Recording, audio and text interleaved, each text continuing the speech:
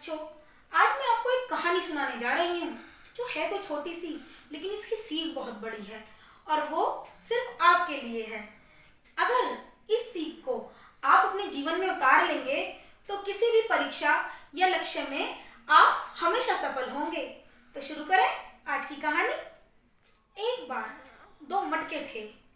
अब वो मटके जो थे उनकी मालकिन ने उन दोनों को बरामदे में रख दिया, क्योंकि बारिश का मौसम था, बारिश आने वाली थी और ताकि वो मटके भर जाएं। इस प्रकार वो बारिश के इंतजार में दोनों बाहर रखे गए। अब जो पहला मटका था वो बहुत सीधा था, वो बारिश के इंतजार में सीधा पड़ा रहा। लेकिन जो दूसरा मटका था वो तो था बड़ा चंचल। वो कभी इधर लुढ़के, कभी उधर लुढ़के, कभी उल्टा हो, कभी सीधा हो, कभी ऐसे मुंह बनाए और कभी वैसे मुंह बनाए। इस तरीके से ही वो करता रहा। इतनी देर में ही बहुत तेज गड़गड़ाहट और गर्जना के साथ बारिश शुरू हो गई। गड़गड़ गड़गड़ गड़ गच गच गच गच गच भड़ भड़ करती हुई बारिश दोनों मटकों पर पड़ने लगी। अब जब बारिश बरस रही थी तो पहला वाला मटका तो सीधा पड़ा रहा, लेकिन दूसरा वाला मटका उसकी हरकतें चालू रहीं। वो इधर उधर लुढ़कता रहा। इस प्रकार बारिश बरसकर रुक गई। अब देखा तो क्या होता है, जो पहला मटका था वो तो पूरा भर गया, जो दूसरा मटका था वो खाली का खाली रह गया।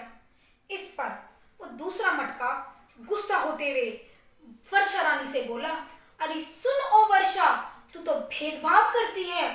तेरी भला मुझसे क्या दुश्मनी है जो तूने इसको तो पूरा भर दिया और मैं खाली का खाली रह गया।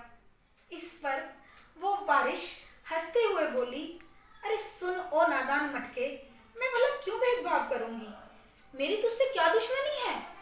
तू जरा अपनी ओर तो देख।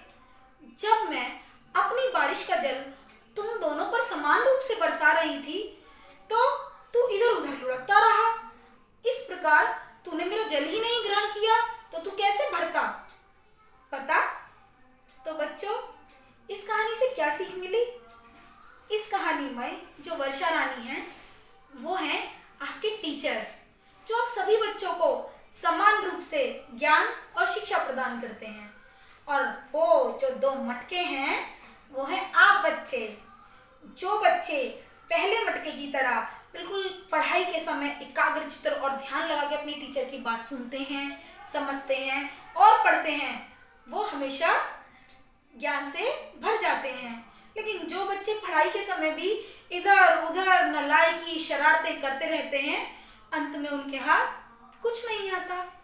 तो बच्चों, आज से आप शपथ लीजिए कि हमेशा अपने बड़ों की और टीचर्स की बात सुनेंगे और पढ़ाई के समय कोई भी शरारत नहीं करेंगे, ध्यान लगाकर पढ़ेंगे। Okay, thank you.